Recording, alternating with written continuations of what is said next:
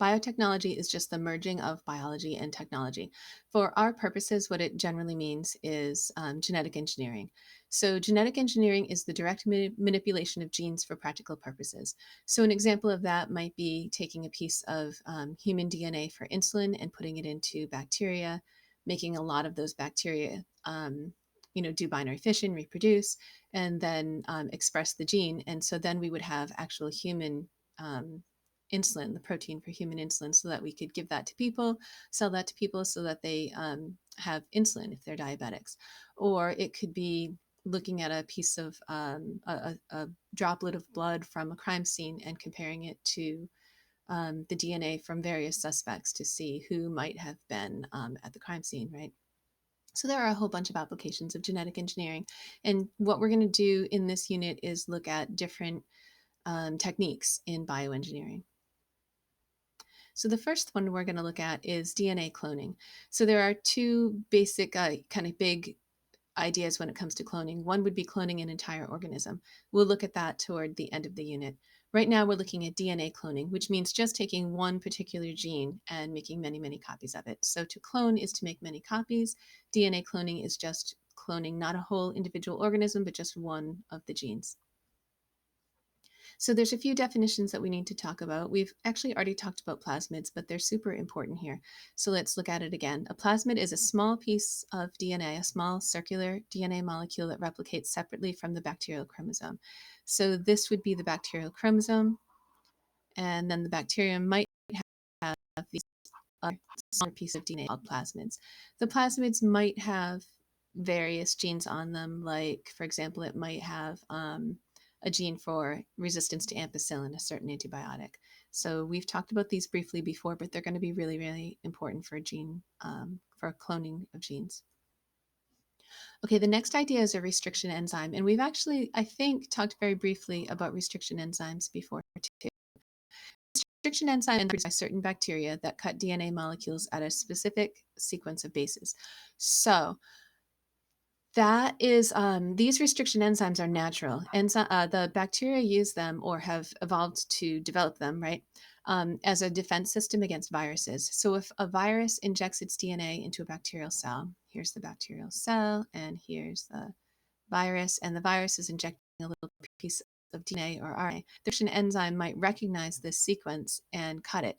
And so it would be a sequence that's actually not found in the bacteria's chromosome and not found in the bacteria's plasmid, but it would be present in the viruses that entered the cells. So it's really a defense system that bacteria have developed. So there are various restriction that come from various different bacteria. This is a lousy looking chromosome. Anyway, the HIT3 test cuts at this segment of DNA. Whenever it sees A, G, C, T, T, it will cut between the A's. So one thing that I think is super interesting here, notice if you go from the 5' side, this one reads A, G, C, T, T, and then from the 5' side on this side, it reads the same way, A, G, C, T, T. So you might recognize that as a palindrome. So a palindrome is, so restriction enzymes often cut at palindromes. The same when read 5 to 3 on each side. So like this one, GAATTC, GAATTC. So this would be the 5' side of the DNA here. And this would be the 5'. So they read the same from, whichever side you pick. So here's my dad joke of the day. I will impress her with a palindrome. Madam, I'm Adam. And she comes back, Eve. Kind of cute, huh? All right, sorry. So let me just run backwards and show you a little bit more about these. Here's another restriction enzyme. And so comes from a different bacterium, and it cuts whenever it sees the DNA CTGCAG. And of course, if you read that backwards, it's the same thing, CTGA. CTGCAG. So when these cut, notice what they leave here. They leave something we're going to call sticky ends. So this section of DNA, the T has a couple of hydrogen bonds, and the G has a few hydrogen. So these hydrogen bonds that are sticking out here could bond with another molecule or another piece of DNA, and the T is going to bond with an A, and the G is going to bond with a C, right? These hydrogen bonds are just sticking here, waiting for something to match it. So they might go back together once they're cut, or they might go back together with something else. So if we're looking at a bacterial cell, these enzymes are just used to cut the viral DNA, and then other enzymes will come and just destroy the rest of the viral DNA. Biotechnology means that scientists have taken these tools and used them for some other purpose. So we're going to look at using these restriction enzymes for our purposes to do something that we want to help people. Here's another digest, echo RV, and it cuts whenever it sees GATATC. But notice that with this palindrome, it's going to cut between the T and the A, and it leaves these blunt ends, meaning they're just like these flat, straight ends. These are not super useful. The really useful ones are the ones that cut sort of staggered, like these two. Those are called sticky ends, and we're going to be using those most of the time. So sticky ends means that there are some ends here that have hydrogen bonds that could bond with something else, right? So the A could go with the T, and the T could go with an A. Okay, so now we're going to actually define DNA cloning or gene cloning, same thing. This is a technique that makes many identical copies of a particular gene. So how does that work? First of all, we need a vector. So let me define vector. A cloning vector is a DNA molecule, it's usually going to be a plasmid, that can carry foreign DNA into a host cell and replicate there. So let's go back and look at this vector. So this is a plasmid, and I don't know why I have the two scissors here. Usually you're just going to have it cut at one place. So we're going to take a particular restriction enzyme.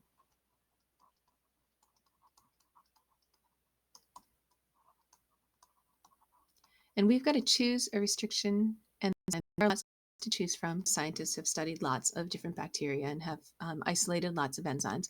But we're going to take one particular restriction enzyme, and it's got to be able to cut the vector, usually just in one spot. Or if it's two, it's very close to each other.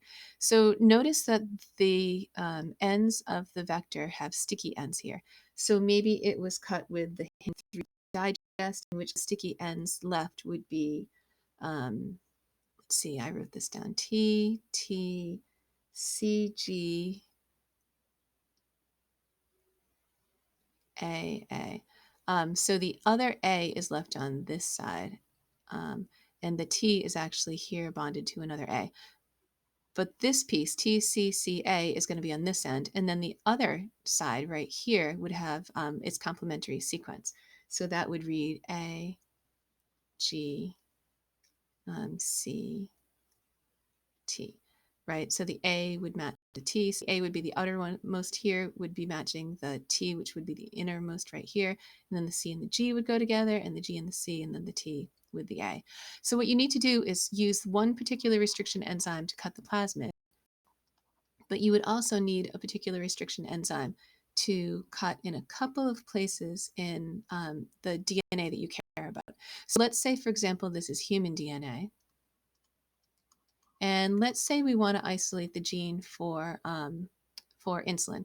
So let's say right here is a sequence that we care about. This would be the sequence of DNA that codes for the RNA that code protein, which people need to regulate blood sugar. And a lot of people don't have enough of this protein because they're diabetic. So first of all, you need the same restriction enzyme because the ends that are cut off here are going to have the same complementary matches to this. So the end right here, if it's cut with the same enzyme, should read A, G, C, T. And so these will match each other. And the end right here would read T, C, G, A. And so these would match each other. So hopefully they could join together. You'll get the enzyme ligase to join them together and have the insulin gene in this plasmid. And so all you'd have to do is get that into some bacteria. We'll talk about how to make the bacteria reproduce itself, do a lot of binary fission. You give them food and they do that. And then you have insulin. Of course, it's not quite that easy. There are a couple of stumbling blocks. So the first problem is that these restriction sites, well, one of the problems is here you've got the gene for insulin, right? And so you've got to be able to pick a restriction enzyme that's going to be able to cut it right on this side and right on this side. So you make sure you've got the gene and you've got the promoter, and you don't have a whole lot of extra DNA besides that. So you have to try to figure out if you have a restriction enzyme that can cut on both ends um, of this gene. And now the thing is, it's not going to cut just there, right? It might have a restriction site here and here and here and here and here. And so what you're going to be left with is not just the fragment of DNA from the human that you want. You're going to be left with this piece of DNA that you don't care about, and this piece of DNA that you don't care about, and this piece of DNA that you don't care about, and a million other pieces of DNA that you don't care about. And you can't see this stuff, right? It's so tiny. You don't have tweezers small enough to pick up the one you care about. It doesn't like show up, hey, pick me, pick me. So what you're going to make is a whole bunch of these plasmids, and one out of, I don't know, 100 million, thousand, whatever, one out of a whole bunch is going to be the one you want, and a whole bunch of them are going to be junk. And then the other thing is, you don't always get plasmids that have the DNA in them. You might get some plasmids that just go back together. So this plasmid might go back together here, right? And then another problem, without getting any of the DNA in them at all, right? And then another problem is that once you get this plasmid in bacteria, how do you know which bacteria actually took it up? So we're going to look at each of those steps one at a time. So first of all, cloning vector, we just defined that. That's the plasmid. That's a plasmid that can carry foreign DNA. So that plasmid, you've got to choose a plasmid that has the restriction site that you're interested in, that would match the gene that you're interested in. It's also going to have a couple of other things. It's going to have origin of replication. And so plasmids will always have this, right? Otherwise, they wouldn't be plasmids because they need to copy themselves, or you wouldn't be swapping them from bacterium to bacterium. But let's say your restriction site is inside this origin of replication. And let me just go backwards. An origin of replication is the place where DNA polymerase would start and copy itself, right? So let's say the restriction enzyme cuts it in here. Now your origin of replication doesn't work anymore. It can't copy, the plasmid can't copy itself. So that's no good to us. So we need a plasmid that doesn't have, that has the restriction site at some place other than the origin of replication. It also has to be at a site other than this site. So plasmid, we need to choose a plasmid that has some way for us to say, hey, this bacteria has picked up the plasmid or it hasn't.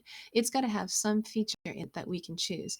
And so what we usually use is antibiotic resistance to some known antibiotic. So let's say this plasmid has a gene right here that's resistant to amoxicillin. Once you try to get this plasmid into your bacteria, how do you know which bacteria picked it up, which ones didn't? Well, if you grow them up on amoxicillin, any bacteria that has this plasmid should be able to live and the others should die. So you've got to be kind of careful when you pick the plasmid. Okay, another definition here, recombinant DNA. This is DNA assembled out of two fragments, or out of fragments from two or more sources. So what we just talked about, the bacterial DNA plus the human DNA, that would be recombinant DNA. So here is the bacterial cell, here's the plasmid. The plasmid was cut with EcoRI, which is a particular restriction enzyme. Here are the stick ends that are left. Take the human DNA. In this case, we're looking at the gene for human growth hormone instead of for insulin. And you've been able to cut that with the restriction enzyme as well. And so here you have the sticky ends, and you try to get them to go together. And here you have your new piece of DNA that's partly human and partly bacterial. And so by definition, we're going to call that recombinant DNA because the two different sources are human and bacterial. Okay, so here are the actual steps for cloning. First of all, you've got to choose a plasmid to use that has resistance to some antibiotic or something else that's special. Maybe it, I don't know, does something else, but usually what we use is antibiotic resistance. So it could be amoxicillin, erythromycin, whatever antibiotic you want to use. So the next thing that you have to do is cut the plasmid that you're interested in, to cut your plasmid with a restriction enzyme. And then you also have to cut the DNA of interest with the restriction enzyme. And you need to choose some restriction enzymes. We've got lots to choose from. but you need to choose some restriction enzyme that will cut hopefully pretty close to your gene of interest, and not inside of it and not inside the promoter. So you're cutting this. Remember, you're also, this is a, eukaryotic chromosomes are huge, right? So there are probably other restriction sites. And so sadly, what you're going to get is the gene of interest, but you're also going to get all these other genes. You really can't see the difference between one and the other.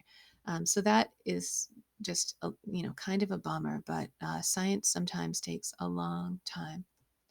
Okay, so the next thing, let's see, make sure the plasmid is cut, usually just with a single cut, and that the target gene can cut near each end. So here's the gene that you're interested in, the insulin gene or the human growth hormone gene or whatever. Make sure you cut pretty close to, not within the gene and not within the promoter. Okay, base pairing should occur between the vector plasmid and the gene of interest. So the sticky ends that are here should match up with the sticky ends that are here. So that's why you actually need to use exactly the same enzyme to cut your human DNA or whatever DNA you're interested in, and the plasmid DNA. So if you're using HIN3, like we talked about before, it cuts whenever it sees, let's write it out, it's AA, G, C, T, T, and then the other side, T matches A, right? C matches G, G matches C, this would be T, T. So the HIN3 is going to be in the A's. This is, I think, the 5' side. Here's the 5' side. It's going to cut between the A's on the 5' side. And so the sticky end here would be A, B, C, T. And same here, but the opposite. It would be T, T. Sorry, T, C, G, A. Okay, and these should have exactly the same restriction enzyme used. So they have the same sticky ends, so they can go together. And so what you've got right here is the human DNA together the plasmid. This is the plasmid that you want, but it looks just like these plasmids, which have DNA from the human that you really don't care about. When you're finished with this part, once you've let them, given them time to get together, you need to use DNA ligase to seal the strands. So you'll have the base pairing here, the hydrogen bonds will be together, but these sugar phosphates won't have connected yet, the sugar phosphates here. So right here, ligase will connect that, and right here, ligase will connect that. Okay, so these are the steps. First, you're gonna use an enzyme to cut the plasmid. You might see the term cleavage. Cleave, like think of a big cleaver that like a butcher, it's a knife that can cut stuff. So cleavage just means to cut. So you're gonna cut the plasmid, you're gonna cut the human DNA. Maybe this is the piece that you want, but sadly enough, you're cutting it in a whole bunch of places. So you have a whole bunch of human pieces of DNA. Might not be human, but usually that's what we're interested in. Actually, could be jellyfish DNA. That might be what we're interested in, right? So this foreign DNA is foreign from the bacterium. Could be human DNA, could be jellyfish DNA, could be firefly DNA. And anyway, the sticky ends here, sticky end here, and here they go together. Then you need ligase to connect the sugar phosphates because these hydrogen bond bases will already be together. So ligase will glue here and here and here and here. And you think you're done, but you're not. Next thing you have to do is get this plasmid into bacteria. So the process is called transformation. We looked at that with the Griffith studies. Remember the pneumonia that he was working with, and he was we had the rough and the smooth pneumonia, and he was injecting that into mice. Anyway, here's what you've got. You've got some plasmids that have the foreign DNA, the human DNA, maybe others with the plasmid, and you put that stuff together with the bacteria. So what we're looking at is a bacterial cell. Maybe we're using E. coli, and the bacteria have their chromosome, right? And what you're going to try to do is get the plasmids that you just made and get those inside the bacteria. So how do you do that? What we usually do is heat shock the bacteria. So we put them, we make them really, really hot, and then we make them really, really cold. And that should disrupt the cell membrane enough to get at least some of the bacteria to take up plasmids. So that's the heat shock. This is one of my favorite labs to do. Hopefully when we get back together, we will do this lab together. It's so much fun. and it worked last year pretty beautifully. So anyway, some bacteria take up the plasmid. So here's a bacterium, didn't take up any of the plasmid. I don't want that one or that one or that one. Oh my God, but this one took up a plasmid. I don't know if it's the right plasmid. I don't know if it's this one that I'm looking for or if it's one of the others, but at least it took up a plasmid. So what I want to do is select for this one. I don't want to grow up like the bacteria. Let's say 1% of the bacteria took up a plasmid. I don't really want these bacteria. So I have to figure out to get rid of these and to just keep the bacteria that took up the plasmid, because 1 out of 100 of these, or maybe 1 out of 1,000 of those, or maybe 1 out of 10,000 of those actually has the plasmid that I care about. Okay, so now I'm going to use antibiotic selection to identify the bacteria that took up the plasmid. Remember, any of the bacteria, here's the bacterium with its normal DNA, and then here's the plasmid. So let's say this bacterium took up the plasmid, this tiny little piece of circular DNA. That plasmid has a gene for antibiotic resistance. So here's a petri dish, and I'm going to have food for bacteria on this. And so I'm also going to put in, besides the food, I'm going to put in the antibiotic. So maybe it's erythromycin, and this is antibiotic resistance for that particular antibiotic. Only the bacteria that actually took out the plasmid able to grow on the antibiotics. So I'm going to grow them up. Any colonies? A colony is it's a whole bunch of bacteria, but they grew from one particular original bacterium. So let's say you have a plate here and you put your food at the bottom of it. Oh my God, that's a lousy picture. I think this plate's upside down, by the way. But here's food, and you've also put the antibiotic on here. Any original bacterium that you can't see, you spread them on this plate. Anyone that can with antibiotic resistance will multiply. And so you put them in the incubator for a day or two, and they'll do binary fission, and you grow a bunch of them. And eventually you'll have colonies that you can actually see. And so the colony came from one original bacterium, and that colony came from one original bacterium. And this colony, maybe there's 100,000 bacteria there, but they all came from one original cell. So in each colony, the cells here should be identical to each other, and the cells here should be identical to each other, and the cells here should be identical to each other. But this colony is not identical to that colony, because this one took up that plasmid, and this one maybe it's a bacterium that took up a different plasmid, right? And so this plasmid maybe has the recombinant DNA that I want, and this plasmid happened to take up a different piece of DNA from the human, and maybe I don't want that one. But anyway, at least I've killed off the bacteria that didn't take up any plasmid at all. Okay, so now what I have is this genomic library. So these are all the bacteria that took up the different plasmids. So here's the bacterial chromosome, here's the bacterium, here's the plasmid, and it took up a piece of maybe the human DNA, and this is what I want. Here's a piece of human DNA, and that codes for something else that I don't want. And here's a piece of human DNA, and that's something else I don't want. So you might be picturing this already. You might have 100,000 bacteria, I don't know, 10,000 bacteria, and only one of them is the one you want. So you store each of those and you test them each individually. So you put this in this well, and you put this one in this well, and you put this one in this well, and then this one right here goes into another well, and then this one right here goes into another well. And so from your original plate, right, remember how you had all of these colonies? Each colony goes into its own little spot. You stored it, have to test each individually. Testing each of these individually might take years. And so that's why science, scientists are kind of amazing, because they just are workhorses, and they have to go through every single iteration until they find the one that actually makes insulin. Right, lots and lots and lots of work to do this. So when I was young, this is the only tools that we had for trying to isolate a particular gene. Now we have something a gazillion times better, but this is what scientists have been using for several decades now. Okay, so anyway, once you finally find the right one, maybe years later, you grow up lots of those plasmid carrying clones. So here's the plasmid, and here's the DNA for human insulin, maybe, that you were looking so hard to.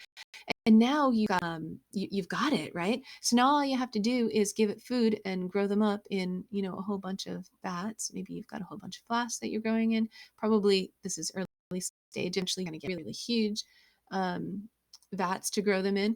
And so you're going to grow them up, and then you're going to hopefully get them to express the gene, maybe meaning this piece of DNA will code for RNA, which will code for protein. And then you can isolate those proteins and sell the insulin and save lots of lives. So, sorry, I think that's what I'm going to run through here. So, the colony is grown in culture. The bacteria, so maybe these are the colonies that produce what you want, the insulin, and then you grow them in their food. The bacteria are induced to express the gene, and so this DNA from the plasmid is making RNA. The RNA is making proteins, and then these proteins are isolated and purified and sold. Okay, so the applications for this technique, you can use them in medicine, right? So you can use them to make insulin, for example, right? You can use them to make human growth factor, human growth hormone for kids who don't have a functioning pituitary, and help them to grow to a normal size. You can use them. Here's an example of a protein that dissolves blood clots in the heart. So for any patients that have blood clots, maybe outside of the heart or in the heart, right? That's kind of an incredible thing. You can use them treatments who don't have growth hormone, or for anybody who doesn't have insulin. You can use them for other techniques too. Instead of growing them in bacteria, maybe you might put them into corn plants, and then you have plants that are now resistant to a certain pest, that like a bug, right, like an actual insect that would have eaten the corn. And so now you're increasing crop production and selling, being able to feed more people. Or maybe you're putting in a gene for vitamin C into rice, and so many people on the planet exist on rice, and they don't have access to maybe citrus fruits or whatever, and so they don't have enough vitamin C. So if you could use genetic engineering to um, modify plants to give people vitamin C, that's going to save lives too.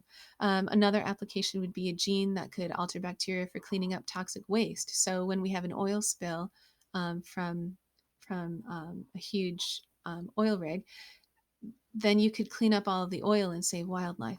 So those are the various applications of gene cloning. Okay, one last idea that I want to talk about is this complementary DNA library.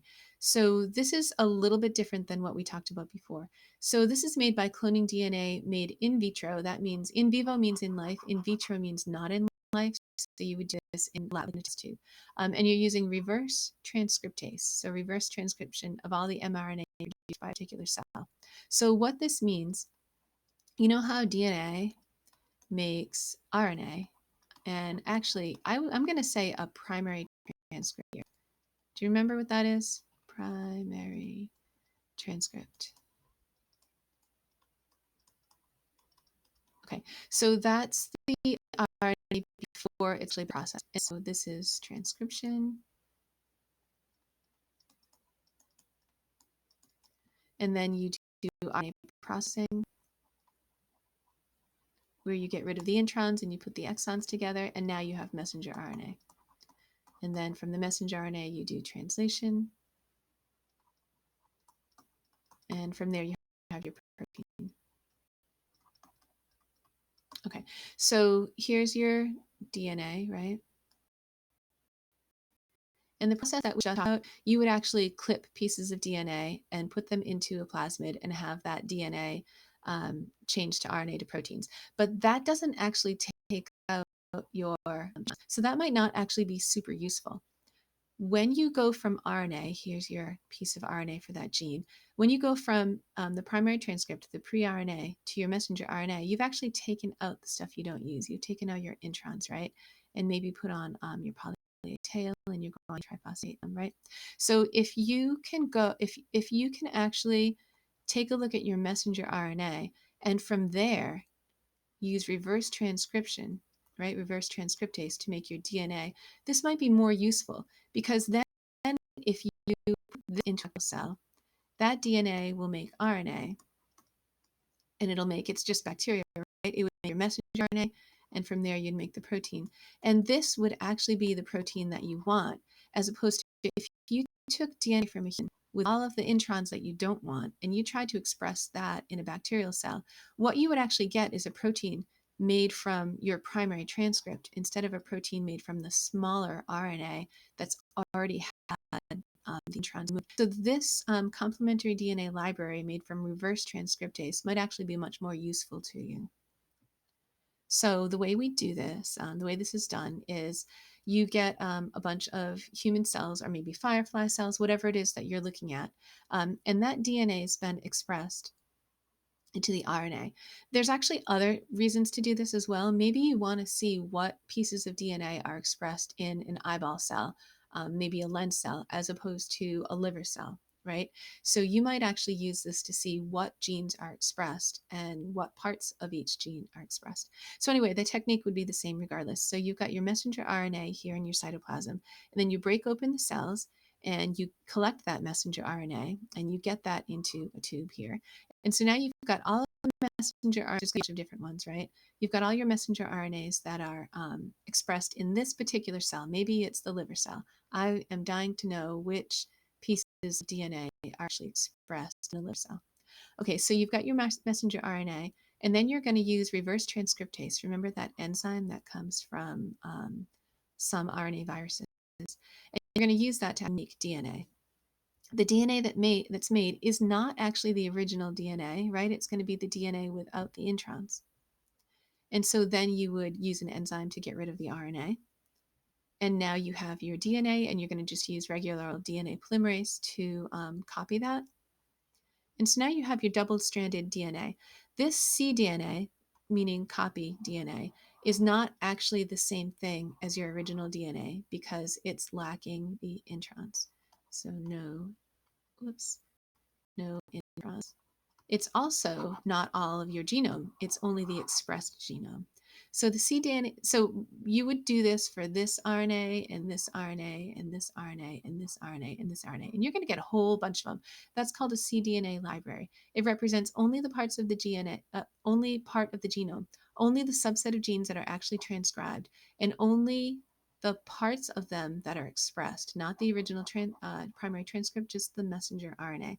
So this is really useful both to see what parts of each gene are used and to see which genes are actually expressed in each cell. So cDNA cloning, DNA cloning allows researchers to compare gene expression between different individuals. Maybe my liver cells are expressing different genes than your liver cells, and also to locate gene expression in a body. What genes are expressed in my liver compared to in my pancreas, compared to in my skin cells, compared to in the retina of my eye. So this helps us to determine the role of a gene in an organism. There might be genes that are only expressed in your retina of your eye that aren't expressed anywhere else. I guess that must be a gene, those must be genes involved in vision.